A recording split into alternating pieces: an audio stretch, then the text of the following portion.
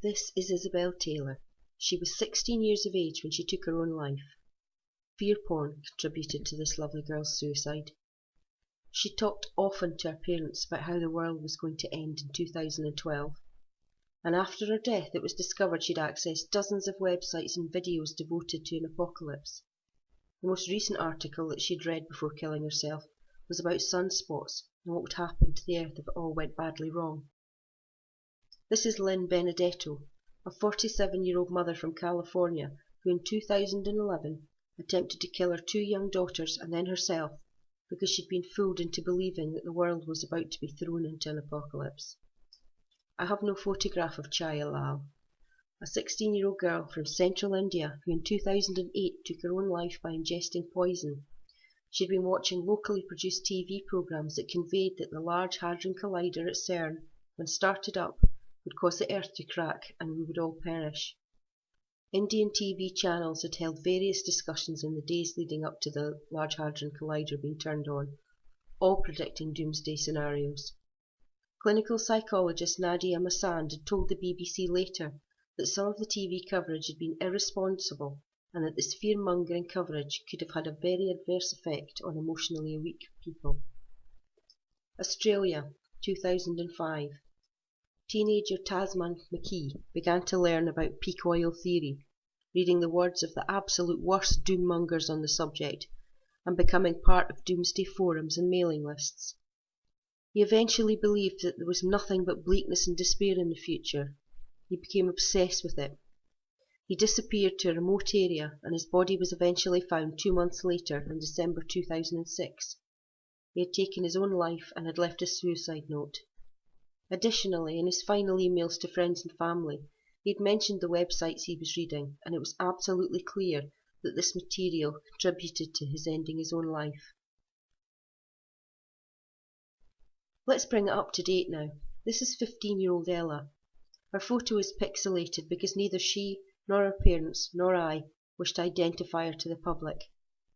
I've known Ella her entire life. Ella has high-functioning autism. She loves music, chick flicks, and space, and it was the latter that led her into the mire of fear porn. Ella loved watching space videos on YouTube, live feeds from the ISS, videos about distant stars and planets, what comets are made of, anything space related, and her parents were happy that she had such an interest. But one day she stumbled upon a video relating to Nibiru and how it was on its way to devastate and destroy our planet.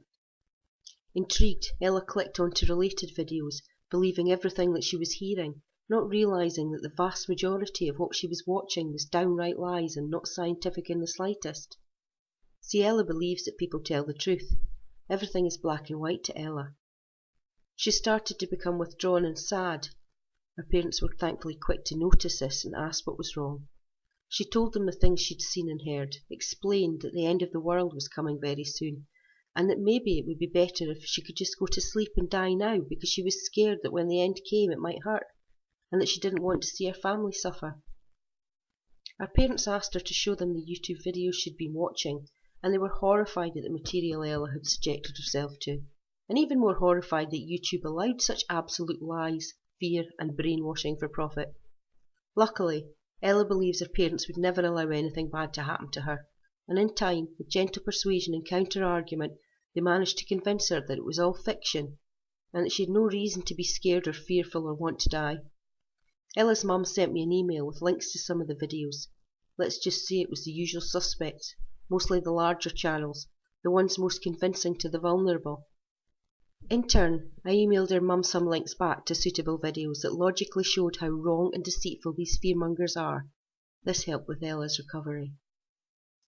And Ella is far from being alone in being pulled into the Nibiru shithole. I've encountered many sane and sensible adults who were also taken in by these liars and chancers. The now retired David Morrison, senior astrobiologist at NASA, had publicly stated that he'd received a large number of emails and letters from people worried about the world ending. Most often these were young people who couldn't eat, couldn't sleep, some suicidal, all genuinely frightened. He said he'd heard from teenagers considering killing themselves because they don't want to be around when the world ends. I'd heard from women contemplating killing their children and themselves so they wouldn't have to suffer through the end of the world. So, all you purveyors of fear porn out there, how would you feel if it was your child killing themselves or wanting to kill themselves because of all the lies and bad science that people of your ilk spew out? Would you be happy with yourself? Pleased that you'd absolutely managed to convince someone that they should just die because the end was coming soon anyway? Would it make you feel successful and fulfilled? Will you continue to enjoy the blood money you've collected? Does any of this make you sit back, think, take stock of the damage you could be causing? Are you just so full of your own self-importance, loving the drama of it all, and enjoying the financial benefits your lies are providing for you, that quite simply you don't give a damn? Morals and responsibility. Not one of you know the meaning of those words.